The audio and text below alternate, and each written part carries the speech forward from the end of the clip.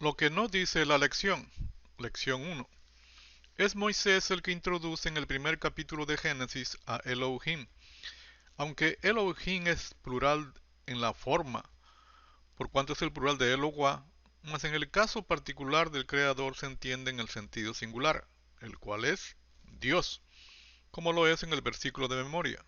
En el principio creó Dios, Elohim, los cielos y la tierra.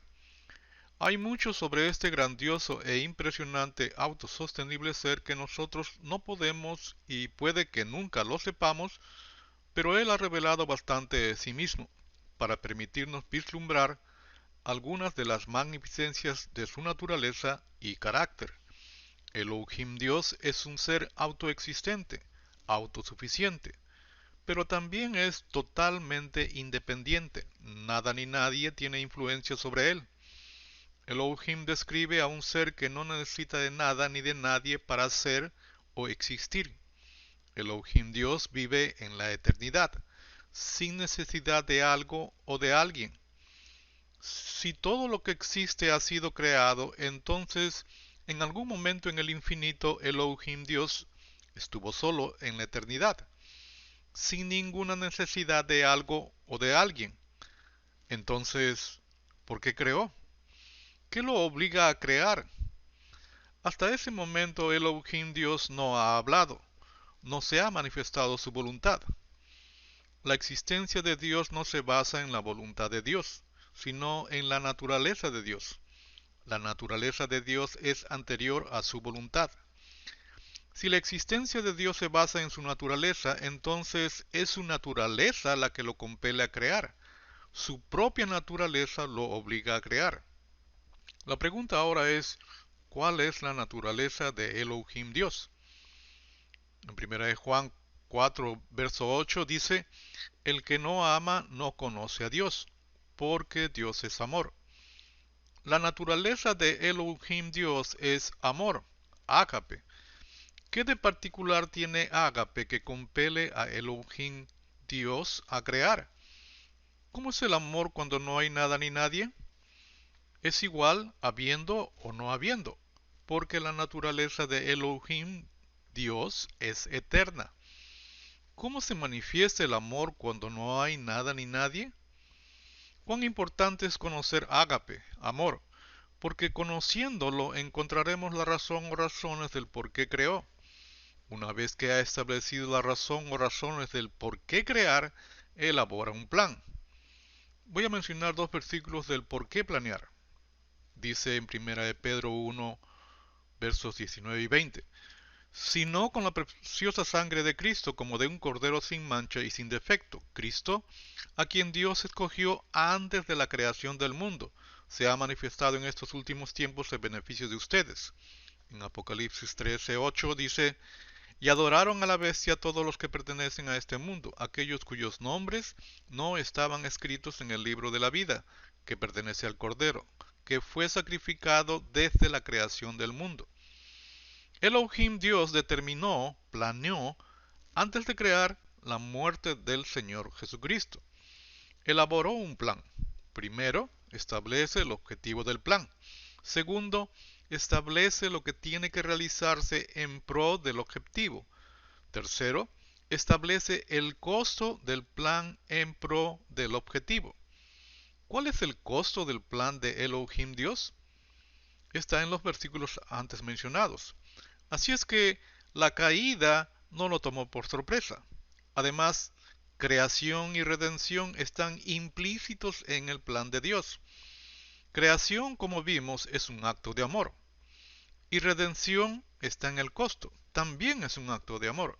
Dice la palabra, de tal manera amó el Padre al mundo que dio a su Hijo unigénito. Cuando establece el costo del plan de Dios, se constituye Elohim como hijo. Elohim Dios planea una sola vez y para siempre. En Dios no hay tal cosa de que si me sale mal tengo el plan contingente. Si hace eso, deja de ser Dios. Si nos hizo porque tiene necesidad de que lo adoremos, también deja de ser Dios. Elohim Dios es autoexistente, autosuficiente y totalmente independiente. Crear es hacer que exista algo que no existía antes. Esto es bara, a diferencia de hacer, que es de volver a formar algo que ya existe. Esto es asa. El versículo de memoria dice: en el principio creó bara, Dios los cielos y la tierra. De acuerdo con bara, los cielos y la tierra vinieron a existir, no existían antes. ¿De dónde salieron? Elohim Dios no necesita material para crear, bara, ni siquiera saca algo de la nada.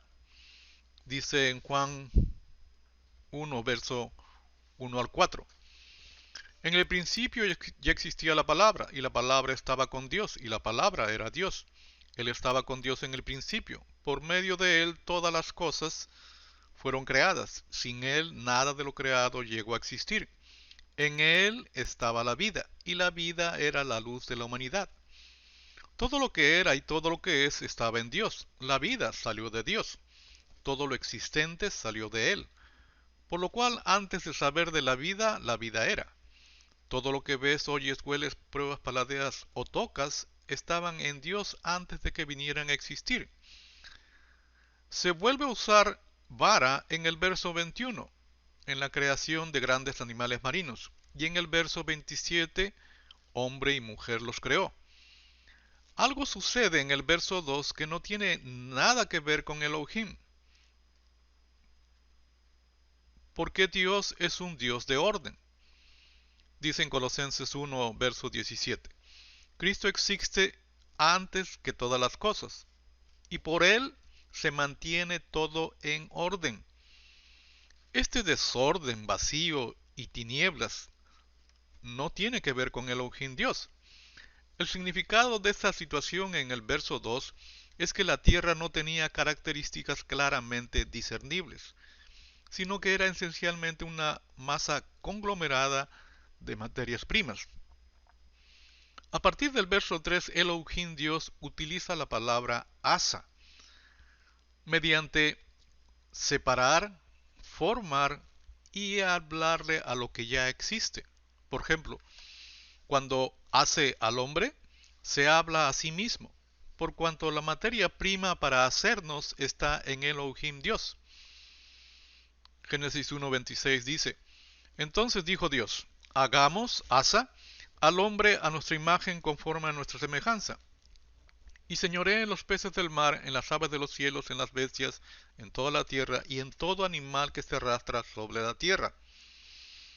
Dios también nos creó, vara, por cuanto vino a existir lo que no existía, el hombre. Dice en Génesis 1:27, y creó, vara, Dios al hombre a imagen de Dios los creó, vara, varón y hembra los creó, vara. La palabra Elohim también se traduce como dioses. Dice en Juan 10:34. Respondióles Jesús: ¿no está escrito en vuestra ley, yo dije, dioses sois? En esta ocasión el Señor repite lo que dice en Salmo 82, el verso 6. Yo dije, vosotros sois dioses, Elohim, e hijos todos vosotros del Altísimo. La palabra que se usa para dioses es Elohim. La relación que tenemos con el Altísimo es que somos sus hijos, y Él es nuestro Padre. Esta es la verdad asombrosa. Además, el objetivo del plan de Elohim Dios son hijas e hijos, por lo cual Elohim Dios se constituye como Padre. Dice en Salmos 8, verso 5. Sin embargo, los hiciste un poco menor que Dios, Elohim, y los coronaste de gloria y honor. Lo que está diciendo es esto: lo hiciste un poco menor que Elohim. La esencia misma de Elohim Dios estaba en cada uno de nosotros. Si nos percibiéramos de esa manera, no pensaríamos mal de nuestro prójimo, menos hablaríamos mal. Si nos percibiéramos de que Elohim Dios está en cada uno de nosotros, no seríamos parciales con nuestro prójimo. Dice en Génesis 2, versos 2 y 3. Y acabó Dios en el día séptimo la obra que hizo, Asa, y reposó el día séptimo de toda la obra que hizo, Asa. Y bendijo Dios al séptimo día y lo santificó, porque en él reposó de toda su obra que había Dios creado, vara, y hecho, Asa. Al séptimo día lo bendijo y lo santificó. Además, el séptimo día es sábado, descanso, reposo, de la obra ya sea vara o asa. Hay muchos sábados o descansos ceremoniales como lo son la Pascua, la fiesta de las cabañas, la fiesta de las primicias, la fiesta de las trompetas y el día de la expiación, que no caían en el séptimo día. Hablaba con una persona y me decía que los sábados fueron abolidos, a lo que dije, es cierto. Replicó entonces, ¿tú por qué lo guardas? Le dije, déjame hacerte una pregunta. ¿Fue abolido el séptimo día? Dijo, no. Entonces haz lo que dijo Jehová que hicieses en el séptimo día, descansar. Esto es lo que debemos de hacer con la creación. Primero, lo que hemos de ser manifestado en nuestro comportamiento y acción. Segundo, llevar a cabo la misión. Dice Dios, y los bendijo Elohim Dios, y les dijo, sean fecundos, productivos, multiplicad, henchid la tierra, y tengan dominio sobre la creación. Después de la caída y de más de 6000 años, persiste Dios con la misión, porque Dios no cambia. Un solo plan, una sola misión. En Apocalipsis 5, cantan un canto de despedida. No se quieren quedar en el cielo, quieren dominar, regir, reinar sobre la creación que ha sido renovada.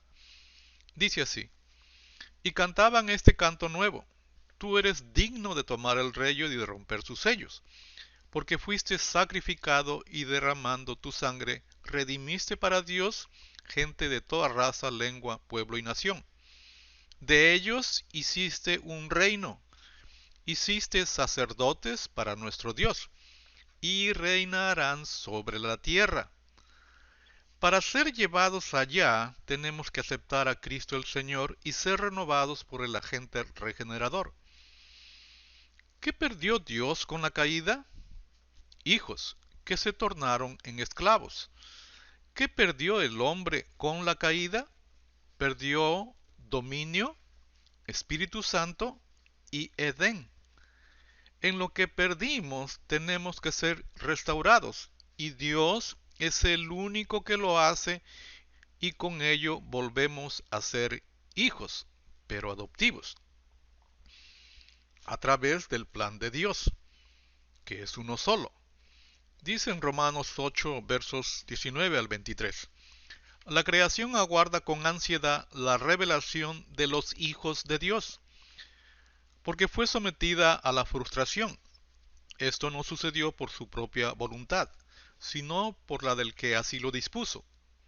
Pero queda la firme esperanza de que la creación misma ha de ser liberada de la corrupción que la esclaviza, para así alcanzar la gloriosa libertad de los hijos de Dios.